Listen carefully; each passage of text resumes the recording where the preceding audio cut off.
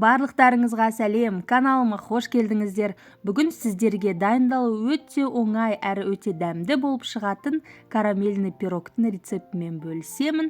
Алдымен каналға тіркеліп, қоңыраушаны басып қойыңыз, каналда шыққан рецепттерді жіберіп алмаңыз. Ал ендеше бастайық. Ең алдымен бізге керегі ол 350 грамм ұн керек. Ұнды електен өткізіп қажет емес.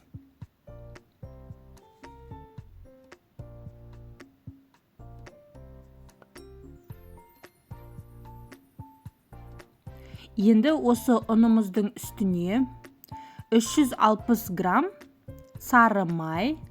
Сары майымызды осылай ұнға ауната отырып, теркадан өткізіп аламыз. Сары май салқын болу керек.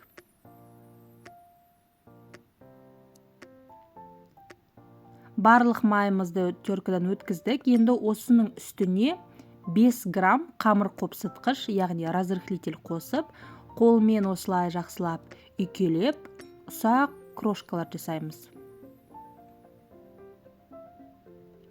Енді осының үстіне 70 грамм қант және де 1 грамм ванилин қосамыз, немесе ванильді қант болса 5 грамм қоссаңыз болады.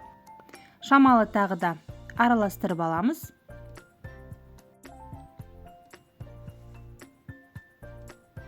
Енді осының үстіне 85 грамм сұйық май құямыз.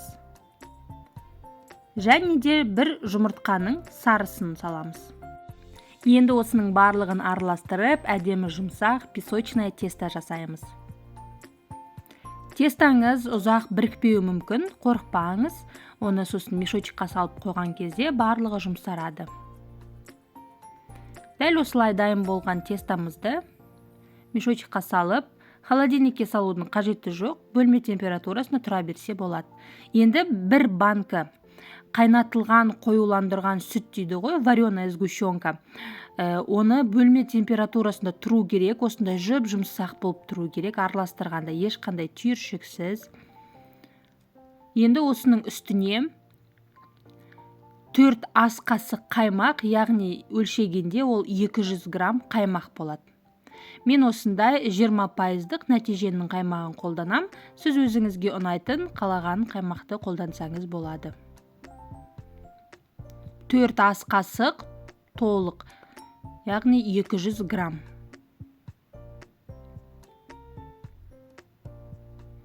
Енді осы вареная сгущенкамен қаймақты да шамалы араластырамыз, және де үстіне 3 жұмыртқаны саламыз.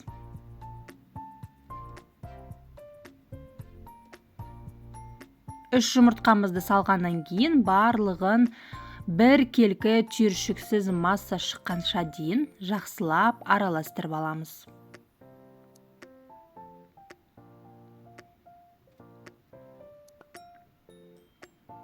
Міне осымен біздің начинкамыз дайын. Енді пирог жасайтын формаңызға тестаны салып, тесто үгітіліп тұрады, өйткені ол песочное тесто.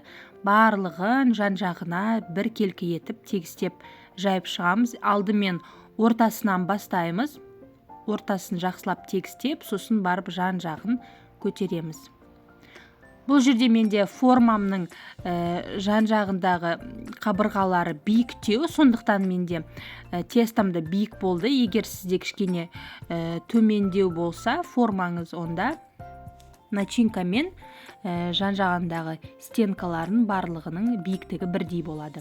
Және де астыңғы жағын осылай шамалы тесіп, осы тестамызбен форманы 5 минутқа морозильникке қойып аламыз.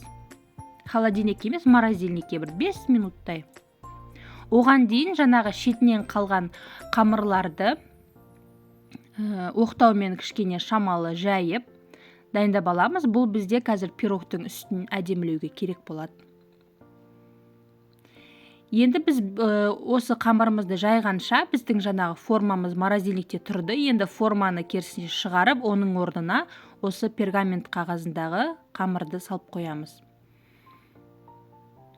Біздің формамызға начинкамызды құямыз.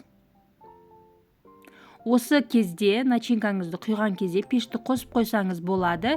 Сіз пирогтың бетін әдемілегенше сіздің пешіңіз ысып тұрады, қызып тұрады, яғни. Пеш 160-150 градусқа қыздырып қойыңыз. Және де біздің морозильниктегі тестамызды шығарып, өзіңіздің қалаған формада кесіп, осылай пирогтың бетін әдемілесеңіз болады. Мен осындай жұлдызшалармен әдеміледім.